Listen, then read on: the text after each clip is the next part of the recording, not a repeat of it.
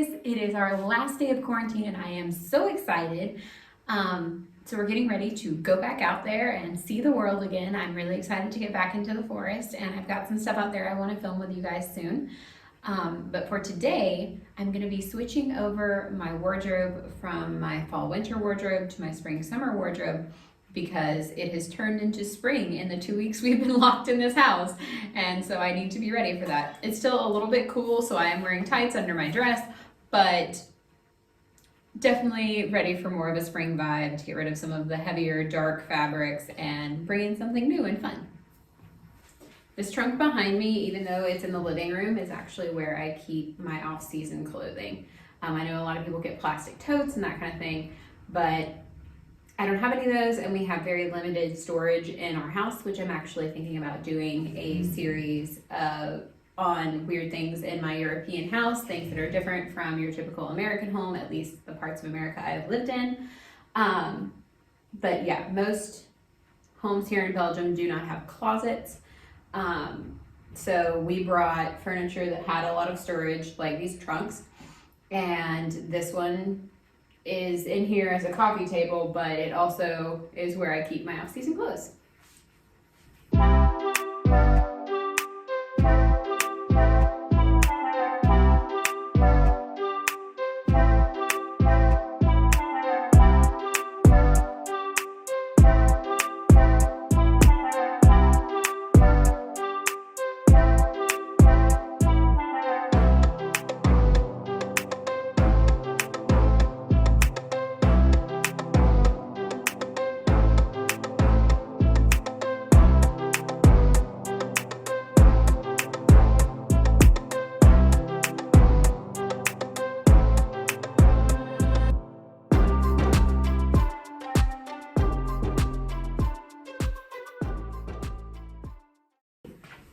You can already see there's a lot more light colors, a lot more light fabrics, floral prints, all this good stuff.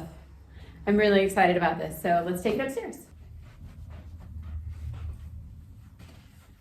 You can see this pile is a lot darker and includes a lot of plaids and yeah, just stuff better suited for colder months.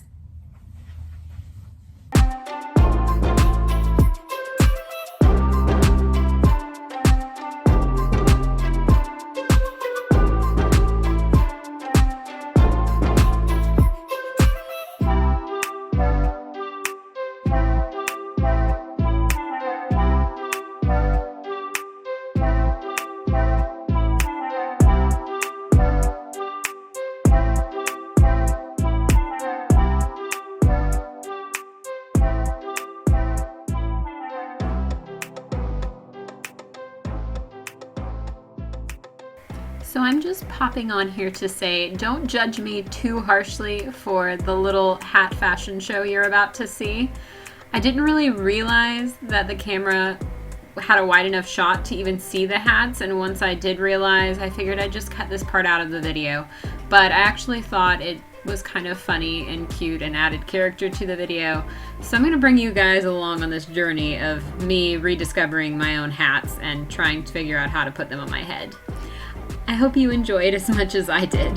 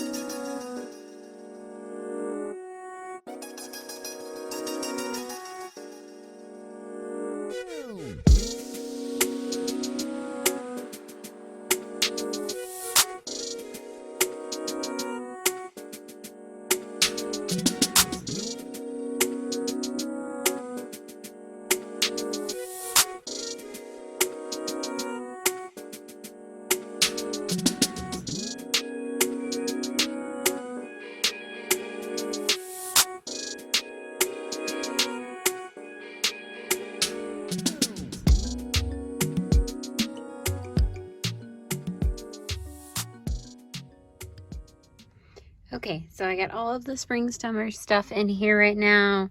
You can see this is like a lot more light colors, a lot more exposed shoulders. I did keep this green dress. It has longer sleeves and it is absolutely gorgeous. I had it specially made for me by a company on Etsy that makes stuff to order. But I feel like because it's green and I will need some sleeves here for a while until it gets actually warm, it will be great for spring. And then when it does get warmer, I won't need cardigans anymore. But at this point, I will probably still need some of those. I got lighter weight skirts, that kind of thing, lighter tops. I did keep some outerwear. Obviously, we've got like blazers and cardigans because, like I say, it's still gonna get cold. I kept one coat, this light colored one, just because it might get cold again. This is Belgium. And then I kept 3 lightweight jackets, including this leather jacket Tyler got me in Florence. It is gorgeous and it has like a really slimming profile, and it's this nice buttery caramel color, and it is perfect for outerwear for spring and fall. And I do have a little green cape, and because it's wool, I'd prefer not to wear it in spring, but it's definitely better than a full-length coat, and it is super duper cute. When I wear it to school, the kids love it. They think I look like someone from Harry Potter, so that's a win, I guess. And then I've got some more like random stuff back here, cocktail dresses, some like sports tops, and yeah, I've got my gowns for balls and stuff hanging up on the ends, but I didn't really have to move those. So yeah, that is us ready for spring, summer as far as wardrobe goes.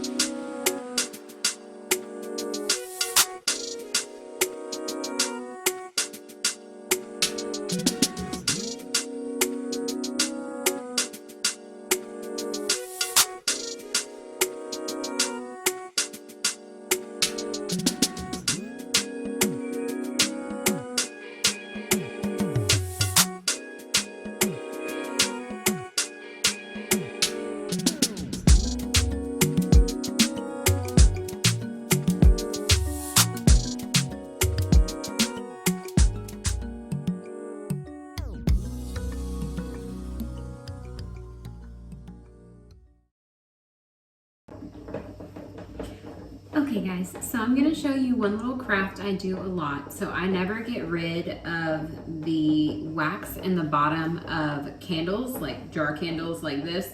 Well, not like this, because this is the one I made. But the wax that is in the bottom, I always melt it and remake another candle out of a bunch. So I make these layer candles. you can make the colors go together more pretty than this one. You can make an ombre, you can choose just scents that you think will go well together. But I know I like all of these, so I'm fine with it looking a little bit crazy. And it just has one wick, but obviously you can do more than that.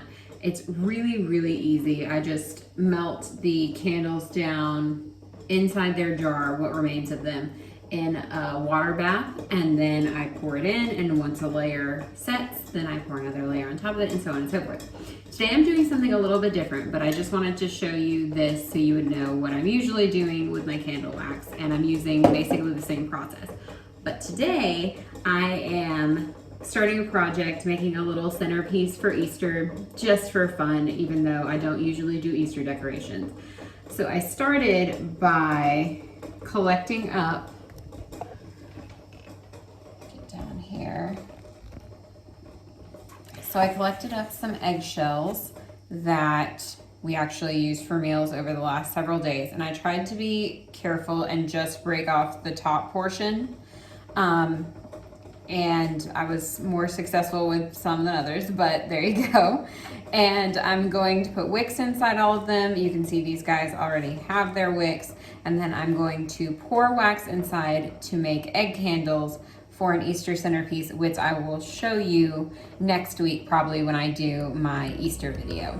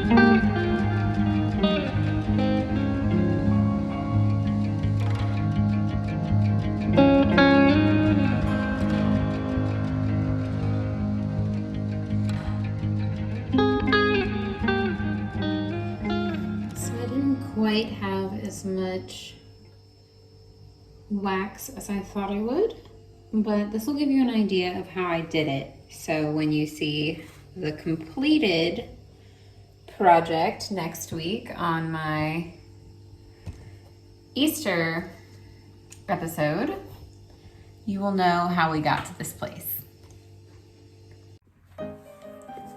Okay guys, so before I close out this video, I want to show you a couple more things and talk about one thing that I think we need to talk about.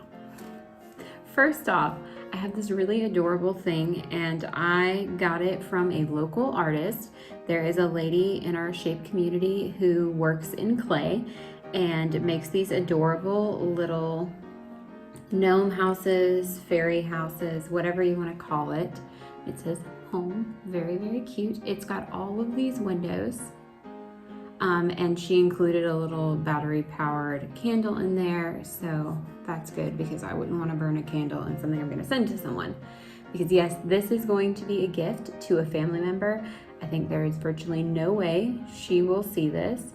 And I know enough about her likes to know she's really into gnomes and fairies, and she has a lot of that theme in her home, and I think she will really enjoy this. She also works in clay, so I think she will appreciate the fact that this came from another artist who works in the same medium. I also think the way this is made is really cool because she has recycled an old jar and then built the clay up around it and built the clay up around the lid, and then it just screws on. So super duper cool. Her company is called Homemade Fairy Tales, I will put a link to her Facebook page in the description for this video. If you think that this is really cute, which I do, and I might buy one for myself before we leave here, or if you know someone who would like it, I would highly recommend her. She is a lovely lady. So yeah, the other thing I'm going to do before I am done with this day and all of my little projects I've created to keep myself busy on this last day of quarantine is write a thank you note. I'm also going to write a note to include with this gift, but the thank you note is the one I really want to touch on.